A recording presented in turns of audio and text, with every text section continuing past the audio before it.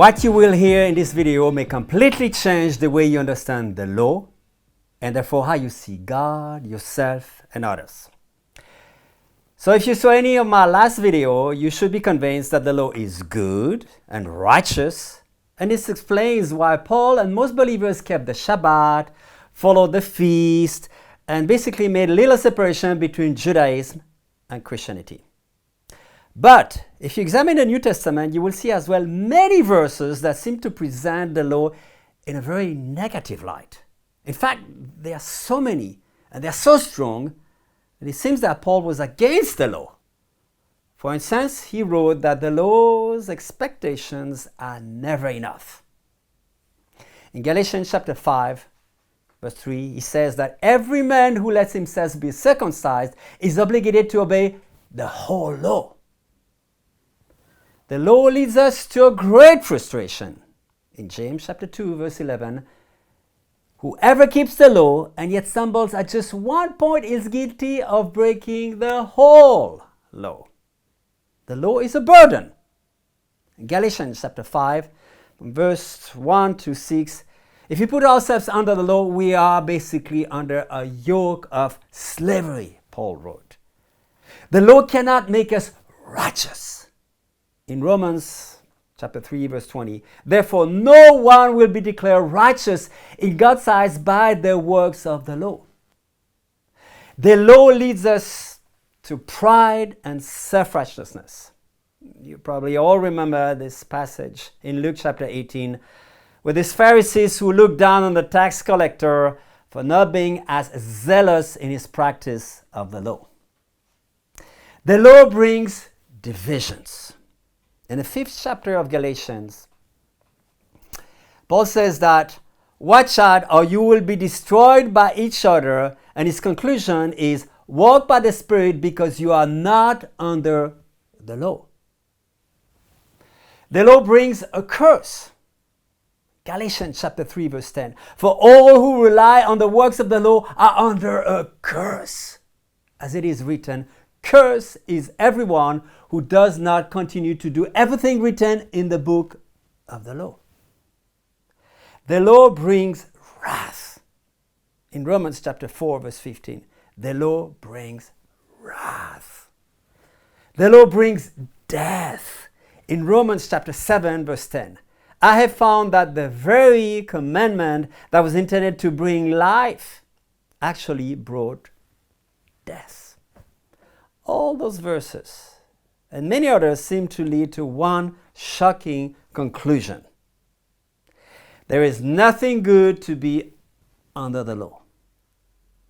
So if the law is good, as we saw last time, then how can we explain this apparent contradiction? Well, I'll give you an answer that is very simple and which explains this puzzling dilemma. Paul was not against the law, he was against legalism. Now let me ask you a challenging question. What is legalism? How do you define it? The Webster Dictionary will tell you that legalism is a strict, literal, or excessive conformity to the law. Others will tell you that it's to keep external laws without having a living relationship with God. Some will argue that it's putting your own laws above God's laws, or to depend on your own discipline instead of being totally motivated by grace, by faith, or by humility. The problem in my view, all those definitions, they are wrong. The reason is that they all present a strict obedience to law as being legalistic and bad. They all end up saying that either you follow the law or you follow grace and faith. You cannot do both at the same time. I believe that when people get caught in this dichotomy, they completely misunderstand what Paul wrote. Let me give you the key verse that perfectly defines what legalism is all about. Paul wrote in 1 Timothy chapter 1, verse 8, we know that the law is good if one uses it properly. Or as the Complete Jewish Bible translates it, we know that the Torah is good provided one uses it in the way the Torah itself intends. In other words, legalism is not following the law, even to the letter, but in the wrong application of the law. We see this when some believers in Galatia in Rome tried to impose the Mosaic law on others, so that they could appear more righteous before God and before others. This in turn gave them the right to condemn others, and in turn led to all kinds of tensions within the communities. To this, Paul answered the following: okay, you want to obey the law to its maximum in order to become the most super righteous Christians? Well, I warn you, it will never be enough.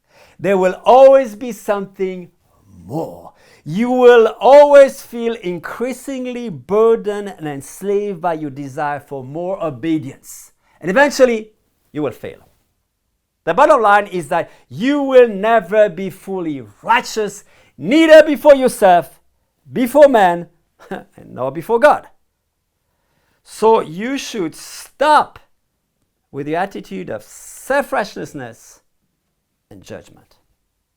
If you want to live out the law, do it with a completely different motivation.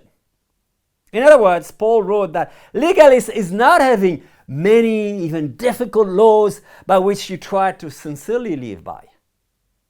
Legalism is trying to impose those very laws on yourself and on others so that you can elevate yourself before God and before others. And when they fail, you can judge them and exclude them. Let me give you an example from my personal life to explain what legalism is all about. When I was a young believer, I joined a denomination that called all the members to have the following lifestyle. Every day you were encouraged to pray and read your Bible. Every day you were supposed to go out, evangelize, and find disciples whom you would baptize and personally train. Every day you had to build relationship of discipleship. Most people sincerely practiced those principles. Lives were radically changed, and our churches all grew at a phenomenal rate. But with our numerical success, those expectations slowly became unwritten laws, and they became the spiritual norm by which we could define true disciples. This in turn gave us the right to put any kind of pressure on the weak members and judge every other Christian outside of a denomination. The spirit of love and enthusiasm from the early years slowly left, and heavy legalism came in. So eventually I left, but I felt very confused. The reason is that their rules were biblical, but the spirit in which they practiced it was not. They had biblical expectations, but they were all infected by a spirit of control, self-righteousness, and judgment. And this, in my view, is exactly the same problem that Paul faced. In a sense, he said, the law is good, but your motivation and its applications are not. God loves you unconditionally as you are, so love others in the same way. This is why Paul came up with a lengthy and elaborated theological filter against legalism. So every time you read in the New Testament and find a verse that seems to present the law in a negative light, you know that Paul is not talking about the law, he's talking against legalism. But the genius of his theological model is that it goes beyond the law of Moses. Paul was against any system of rule that would bring any righteousness outside of Christ. He saw legalism everywhere, whether it was in following a certain pagan calendar, in keeping a certain asceticism, in eating only certain foods, in having a certain social status, or even being a man or a woman. We humans love to use rules so that we can make ourselves look better than others. Yes, legalism is one of the most deeply ingrained problems of the human race. You'll find legalism in every branch of Christianity. where people have taken verses from the New Testament and come with all kinds of rules to judge others. You see it even in Judaism, where Orthodox have burdened themselves with all kinds of laws to form their own ghettos. In fact, you will discover it in every religion on earth. And what makes it so powerful and so dangerous is that most of us are completely blind to its influence. We can easily see around us things like greed, immorality, or laziness, but often how do you see legalism? Have you ever heard anybody in your life saying, confessing that I'm struggling with legalism or self-righteousness? Personally, I've never heard anybody saying that. And this shows how deceitful and invisible this sin is. This is why Paul took so much time and wrote so many warnings against it. So, what is the conclusion of all this? You want to follow the law? That is the Torah with all its feasts, customs, and ethical precepts, and even all the traditions of the oral law? Great. You will definitely experience all the blessings that are attached to it. You want to even follow all the unwritten laws of your own church, whether, for instance, you drink alcohol or not, or how you dress, or how you worship God. No problem.